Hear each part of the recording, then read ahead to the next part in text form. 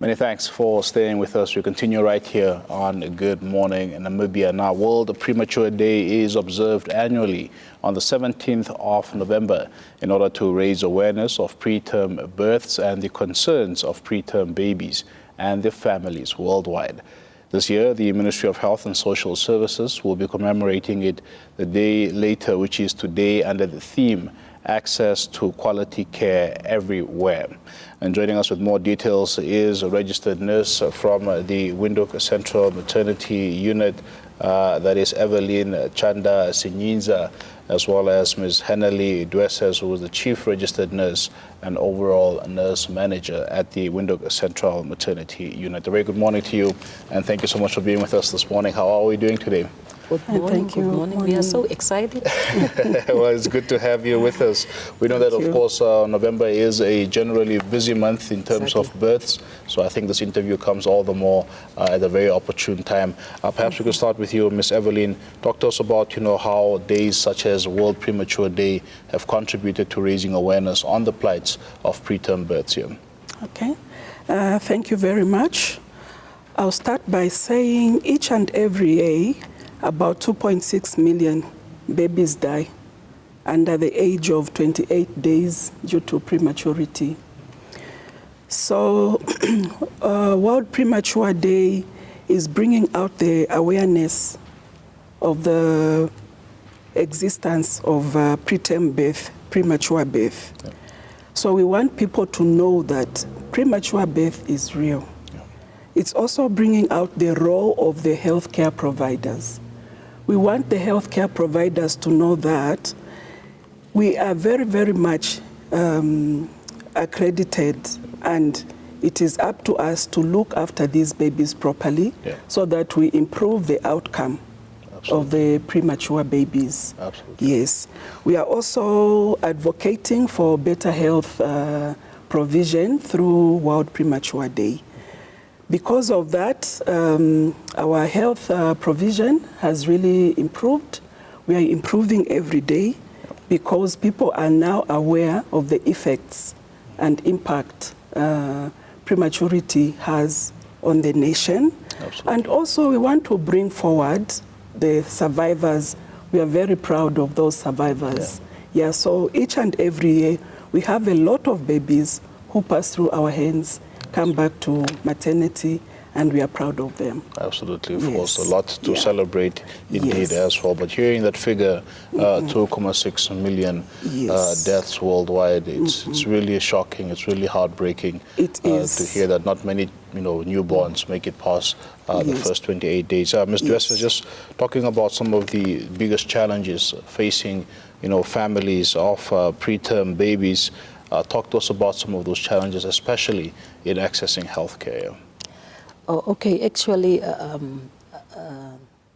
there are so many factors that I cannot even mention. It's just a few that I can mention here. Yeah. Moreover, first of all, human resource is the most important one in all the resources. True. Now, the presence of the skilled staff is very much important. Without them, we cannot do anything. Do you understand? Yeah. Now, secondary to that, or subsequently to the human resource that are then being the supervision and leadership is actually the ones that must be there presently motivating, and even motivating not only to the staff but assuring the parents as well. Yeah. Now, we have got clinical guidelines that are put in place, but if they are just there without being followed, then it's another issue. Pointless, yeah. So now we need to see it as whether the staff are following these clinical guidelines or not. For example, the first day of a premature baby, the stomach of a premature baby on first day is as small as an olive. Now imagine. Wow. So we need to follow now the guidelines, for example, of the feeding. how and how long, and, so that is very important. That needs to be considered. That's why the guidelines that is put in place needs to be followed. The other one perhaps is the supplies that is needed, the shortages of the equipment, medication, water, and electricity is also another challenge that can be there.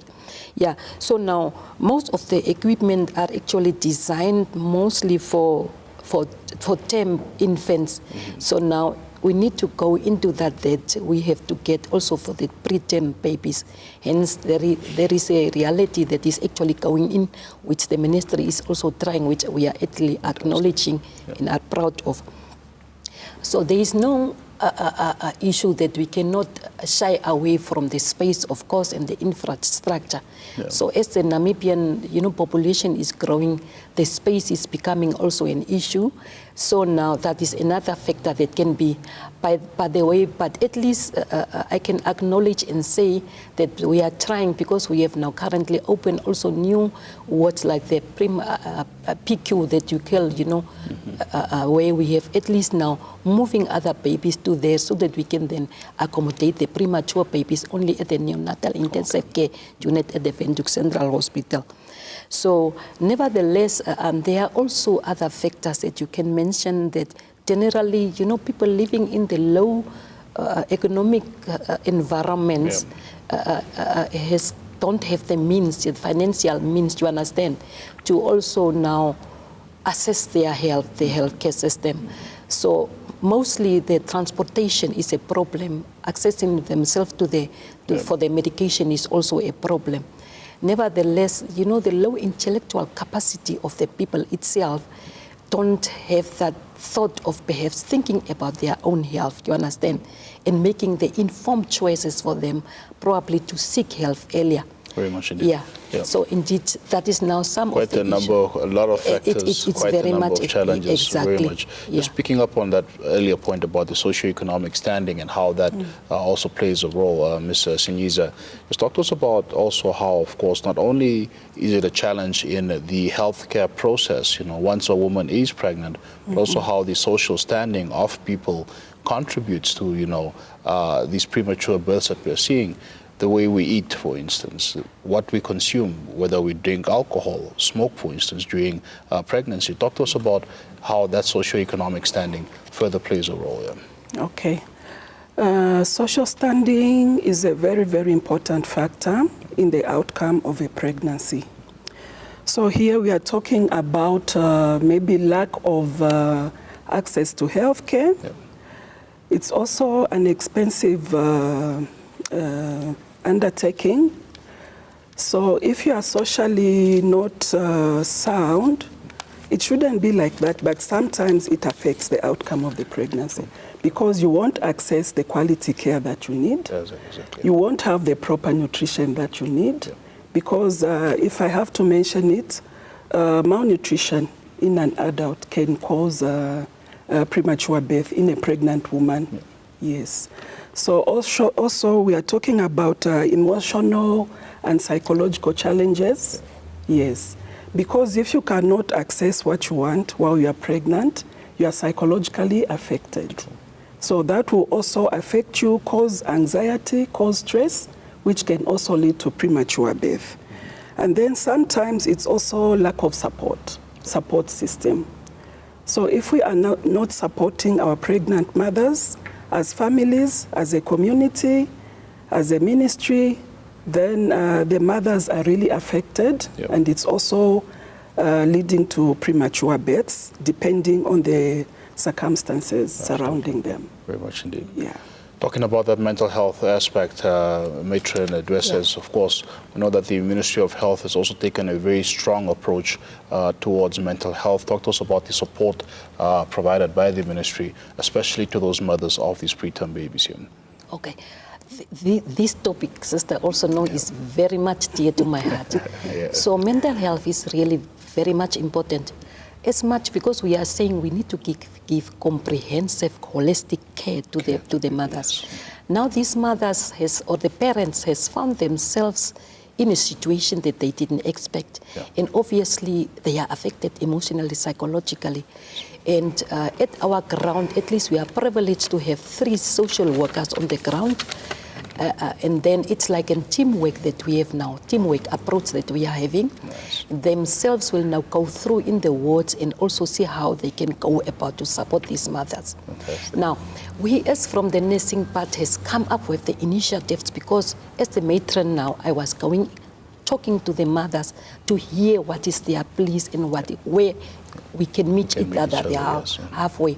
So we have come up with an initiative whereby now the outside stakeholders was impressed by this initiative and has come on board. So every Thursday now they are coming in spiritual support and so. And as it was now strengthened later, our nursing staff, moreover the ones working now in that premature unit, has come up with an initiative that every Thursday now they are again getting the mothers together from the perspective of teaching them and also to hear perhaps where our gaps are, where that we can close off. So it's very much important, this mental health. And so much as a matron also is stressing to say we must see these mothers as patients and not as the lodgers of the babies that are admitted. To understand. So the support is very much there.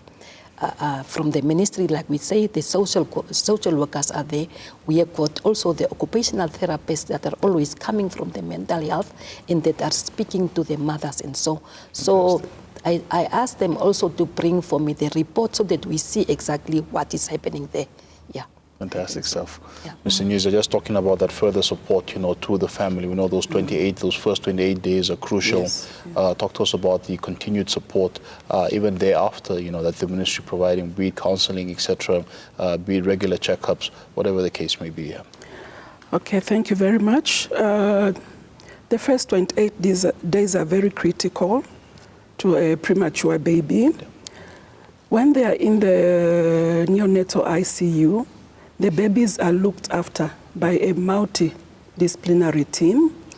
We have specialized nurses, we have consultants, we have specialized doctors in premature babies.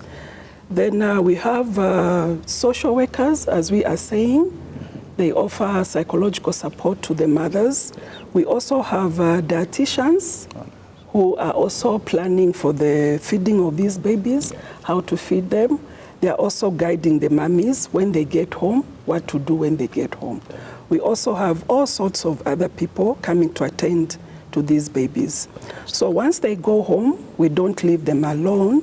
We still follow them up. Fantastic. These babies are followed up in the pediatric outpatients department. So immediately they go home, they are given a follow-up date. We get all their contact details. If they are not showing up, we go through the social workers, we trace them, and they come back. Fantastic. So that we just see how they are coping, if there are any problems, or they are doing fine. Fantastic. I love the holistic approach. I Yes. must really commend the ministry for that. Just in closing, Ms. Dwesses, we know that the day is officially commemorated on the 17th of November. However, it will take place today officially. Talk to us about the commemoration of World Premature Day. Very much, yeah. We are actually honored to join the global community in celebrating the World Prematurity Day. But it's under the theme of small actions, big impact. Immediate skin-to-skin care for every baby everywhere. In this regard, the First Lady of the Republic of Namibia, Madam Seski Bumba, is our special guest of honor. Fantastic. The keynote address will be then delivered by the Deputy Minister, our own Munyange, Dr. Munyange, our Executive Director, Dr. Ben, will also be there as directing the proceedings as the MC. The invited stakeholders are also on board. This year is really so much, that we are blessed, and I'm sure that every year it will increase. From the nursing part, our sister Evelyn will be the one as the expert opinion now to give there as they are there.